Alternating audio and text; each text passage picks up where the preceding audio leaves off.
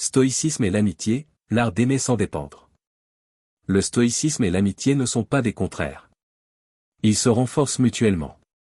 Car une amitié stoïcienne n'est pas faite de besoin ou de peur de solitude.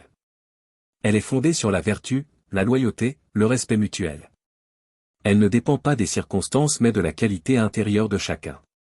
Pour un stoïcien, l'amitié est une alliance entre deux êtres libres. Chacun est responsable de lui-même. Chacun agit selon la raison.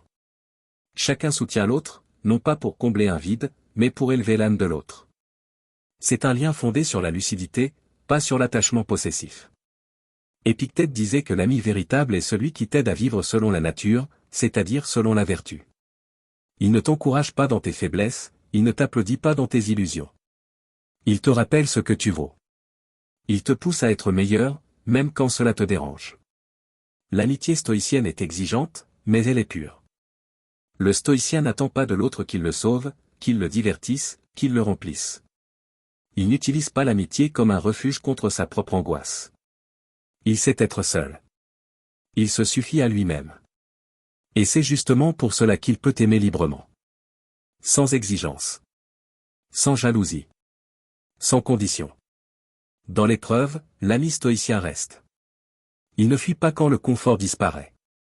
Il ne t'abandonne pas quand tu n'es plus utile. Il est là, parce que ton lien repose sur ce qui ne change pas, l'honneur, la vérité, la droiture. Il ne cherche pas son intérêt, mais ton bien. Et il attend la même chose de toi. Amitié ne veut pas dire fusion.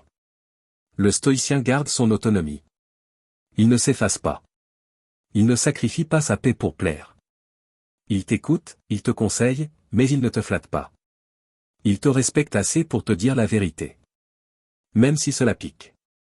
Même si cela crée du silence. Car ce silence vaut mieux qu'un mensonge. Le stoïcisme enseigne que tout ce qui est extérieur est instable. Même les relations les plus fortes peuvent se transformer. L'ami peut s'éloigner, changer, mourir.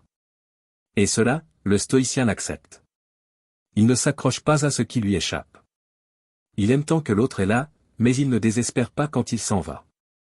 Ce détachement ne rend pas froid. Il rend plus vrai. Tu n'es pas là pour posséder l'autre, mais pour marcher à ses côtés, le temps que la route le permet. Tu ne pleures pas l'absence comme une perte de toi-même. Tu l'honores comme une étape de la vie. Et tu continues ton chemin, riche de ce qui a été partagé. L'amitié stoïcienne est rare, parce qu'elle demande du courage. Le courage d'être honnête. Le courage d'être seul. Le courage de dire non. Le courage de tenir parole, même quand personne ne regarde. Mais elle est précieuse, car elle traverse le temps sans se faner. Tu n'as pas besoin de 100 amis.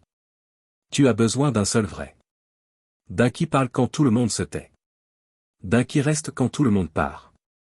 D'un qui t'élève quand tu oublies qui tu es. Et toi, tu dois être cet ami-là. Non pour les autres. Pour toi-même. Car la noblesse ne dépend pas de ce que tu reçois, mais de ce que tu donnes. Alors cultive ton caractère. Travaille ta sagesse. Tiens ta parole. Écoute plus que tu ne parles. Reste solide quand l'autre vacille. Sois présent sans t'imposer. Et surtout, n'attends rien. Aime pour le geste. Aime pour l'instant. Aime parce que c'est ton choix, pas ton besoin. Le stoïcisme et l'amitié, ensemble, forment une fraternité rare. Une alliance entre deux volontés fortes, deux âmes en paix. Et ce genre d'amitié ne se cherche pas. Elle se mérite. Elle se construit.